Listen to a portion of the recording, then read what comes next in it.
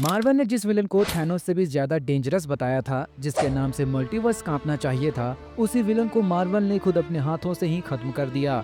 मैं बात कर रहा हूँ कैंग द कॉन्करर की, जिसे मल्टीवर्स सागा का बैकबोन होना था। पर आज वो एमसीयू की सबसे बड़ी वेस्टेड अपॉर्चुनिटी बन चुका है और उसकी जगह अब आ चुका है एक ऐसा विलन जिसका दिमाग टोनी स्टार्क से तेज, ईगो थैनोस से भी बड़ा और एम्बिशन तो मल्टीवर्स पर राज करने का है। तो आज के इस वीडियो में हम मार्वल फेज 5 की हर मूवीज, हर सीरीज और हर mid and post credit scene को जोड़कर समझेंगे कि मार्वल कहां चुका, कैंग क्यों फेल हुआ और डॉक्टर डूम कैसे एमसीयू का नया अल्टीमेट विलन बन रहा है। तो चलिए बिना देरी किए हुए शुरू करते हैं। पॉइंट नंबर 1, मल्टीवर्स सागा की शुरुआत। फेज 4 के इन्फिनिटी सागा के बाद मार्वल ने ये क्लियरली कह दिया था कि उनकी नेक्स्ट सागा मल्टीवर्स सागा होगी और ये भी क्लियर कर दिया था कि उसका मेन विलन कैंग होगा। और इस मल्टीवर्स सागा की ब्लूप्रिंट हमें लोकी सीजन 1 में ही दे दिया गया था, जहां he who remains, infinite timelines, council of Kang, multiversal war बड़े अच्छे से लोकी को सब कुछ एक्सप्लेन कर दिया था और एक्सपेक्टेशन बिल्कुल ही क्लियर थी कि Kang will be the next Thanos of multiverse saga. Point number 2, phase 5 की शुरुआत। मार्वल की फेज 5 जिसमें 6 मूवीज, 5 डिज्नी सीरीज और 4 एनिमेटेड शोज आए, जो मार्वल की अब तक की सबसे बड़ी फेज है। इसकी शुरुआत हुई एंटमैन 3 क्वांटम मेनिया से, जहां मार्वल ने पहली बार मल्टीवर्स सागा के मेन मास्टरमाइंड कैंग को इंट्रोड्यूस किया, वो भी एंटमैन जैसे एक वीक हीरो के सामने। पर कोई नहीं, फिर भी हमने एक्सेप्ट कर लिया।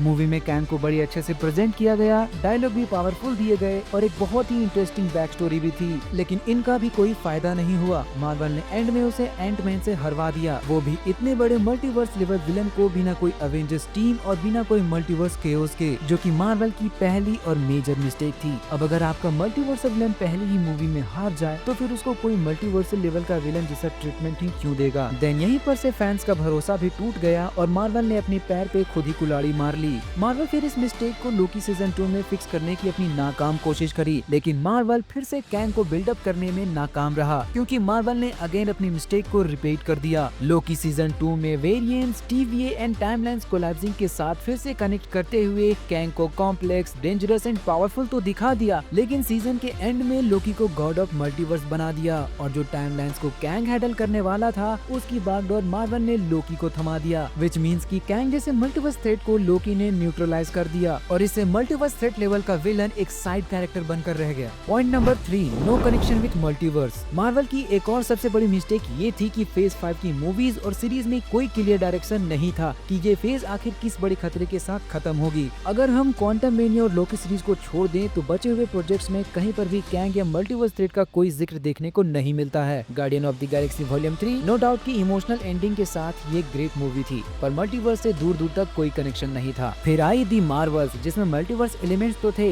पर कैंग से अगेन कोई रिलेशन नहीं था। फिर आती है captain America brave new world, जो एक्चुअल में मल्टीवर्स सागा का मेन सेटअप मूवी होने वाली थी और फिर उसकी next movie Avengers the Kang dynasty होती, लेकिन तब तक मार्वल को रियलाइज हो चुका था कि अगर ये मूवी आई तो बुरी तरह से पिटेगी, क्योंकि जिस तरह से फेज 5 की मूवीज और सीरीज की स्टोरी चल रही थी उस हिसाब से जिस मल्टीवर्स को कोर में होना था वही मल्टीवर्स बैकग्राउंड में चली गई। और सोने पे सुहागा तो तब हुआ जब कैंग के एक्टर जोनाथन मेजर्स के कंट्रोवर्सी की न्यूज सामने आई और इससे मार्वल की प्रॉब्लम और बढ़ गई। एक तो ऑडियंस कैंग से कनेक्ट नहीं कर पा रही थी और कैंग के ओवर सैचुरेटेड वेरिएंट्स के कारण मार्वल अपनी बिग नेक्स्ट अवेंजर्स मूवीज के लिए विलन को सेट भी नहीं कर पा रहा था, लेकिन मार्वल ने उसका भी सॉल्यूशन ढूंढ लिया। सैन डिएगो कॉमिक कॉन में मार्वल ने अपने नेक्स्ट फेज 6 को शेयर किया, जिसमें कैंग के एक्टर जोनाथन मेजर्स को आयरन मैन के एक्टर रॉबर्ट डॉनी जूनियर से रिप्लेस करके मल्टीवर्स सागा का नेक्स्ट विलन अनाउंस कर दिया और अपने कैंग डायनेस्टी प्रोजेक्ट को कैंसिल करके, जो कि फेज 5 की लास्ट मूवी होती, उसे Thunderbolts as the New Avengers से रिप्लेस कर दिया। पॉइंट नंबर 4, मार्वल का मास्टर स्ट्रोक। मार्वल इतने सारे मिस्टेक करने के बाद बैक टू बेसिक का रास्ता अपनाया और सॉल्यूशन निकाला डॉक्टर डूम को बिग नेक्स्ट अवेंजर्स प्रोजेक्ट्स में विलन बनाने का।